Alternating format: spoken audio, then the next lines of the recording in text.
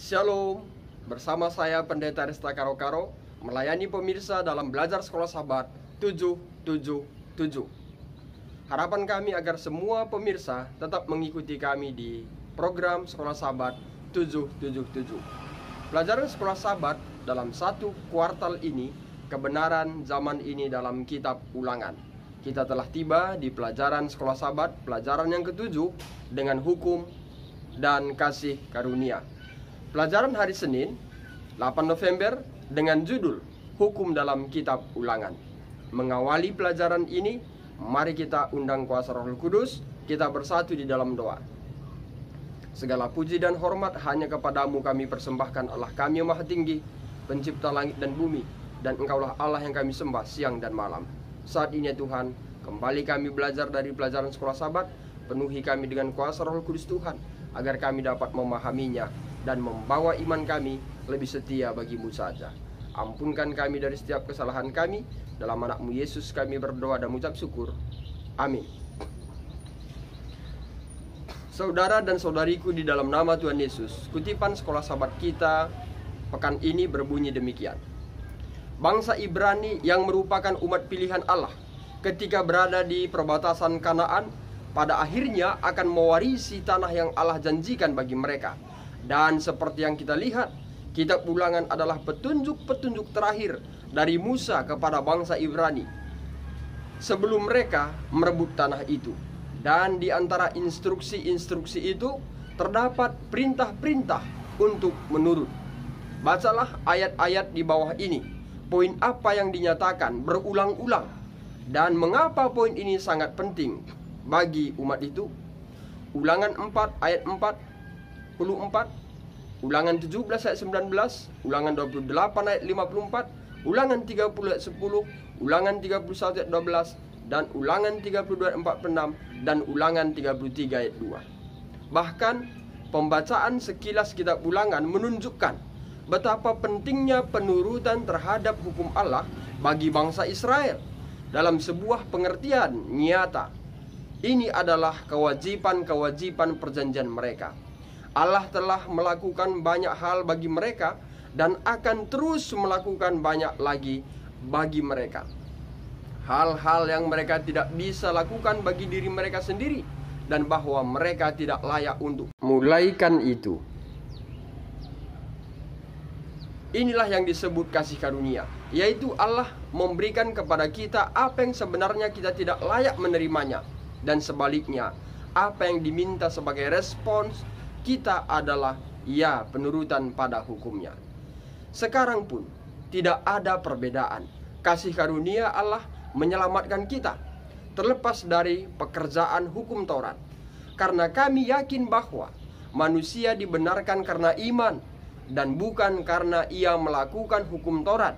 Roma 3 ayat 28. Dan respons kita adalah penurutan kepada hukum tersebut. Jadi kita menurut hukum itu bukan dalam suatu upaya yang sombong supaya bisa diselamatkan oleh hukum tersebut. Sebab tidak seorang pun yang dapat dibenarkan di dalam Allah oleh karena melakukan hukum Taurat. Karena justru oleh hukum Taurat orang mengenal dosa. Roma 3 ayat 20. Melainkan hal itu dilakukan sebagai hasil dari keselamatan yang telah diberikan kepada kita dengan penuh kemurahan. Jikalau kamu mengasihi aku, kamu harus menuruti segala perintahku. Yohanes 14 ayat 15. Kitab Ulangan bisa dilihat sebagai sebuah objek pelajaran yang sangat baik dalam hal kasih karunia dan hukum. Melalui kasih karunia Allah menebus kita, Dia melakukan bagi kita apa yang kita tidak bisa lakukan untuk diri kita sendiri. Seperti halnya Israel tidak bisa melepaskan diri dari Mesir oleh usaha sendiri. Dan sebagai respons kita hidup oleh iman atau hidup pun yang menunjukkan penurutan padanya dan pada hukumnya. Semenjak kejatuhan Adam sampai saat ini, yaitu sampai pada mereka yang hidup melalui masa kesesakan dan justru saat munculnya tanda binatang, akan terus ada satu umat yang digambarkan sebagai mereka yang menuruti perintah Allah dan iman kepada Yesus. Wahyu 14 ayat 12. Sehubungan Allah dengan umat perjanjiannya adalah hubungan hukum dan kasih karunia. Kasih karunia Allah mengampuni kita karena kita telah melanggar hukumnya. Dan kasih karunia Allah menyanggupkan kita untuk menuruti akan hukumnya juga. Dan ini adalah satu peraturan yang muncul dari hubungan perjanjian kita dengannya. Timbul satu pertanyaan, bagaimanakah kita bisa menghindari jebakan untuk tidak menjadi legalistik ketika kita menuruti hukum tersebut?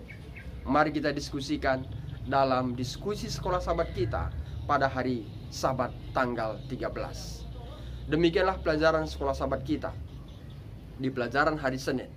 Kiranya melalui pelajaran ini kita diingatkan bahwa kasih karunia bagi mereka yang menuruti hukum-hukum Allah dan mempunyai iman kepada Yesus Kristus.